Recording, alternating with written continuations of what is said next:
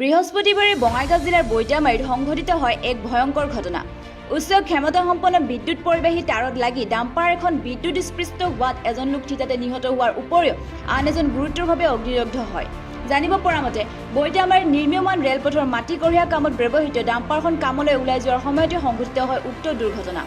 উচ্চ ক্ষমতাসম্পন্ন তাঁৰত লগাৰ পিছতে AS18C7332 নম্বৰৰ ডাম্পাৰখন জ্বলি উঠাত বিদ্যুৎস্পৃষ্ট হৈ থিতাতে নিহত হয় ডাম্পাৰৰ হেণ্ডিমেন বিৰাজ ৰাভা।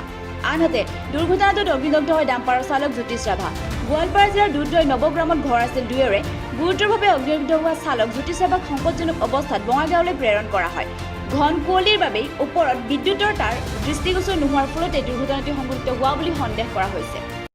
মানে গাড়ীখন তুলিছিল, এইটো তুলি দিছিল দিয়ে মানে কিবা চাবা টাবা কৰিব নেকি, কাৰণ তুলি দি গৈছিল হেণ্ডিমেনটা তাত গৈ চাবা টাবা কৰি আছে তে ইতিমধ্যে লাইনটা শৰ্ট হৈ গৈছে, সি তাৰ আটকি আছে তাৰ লগত।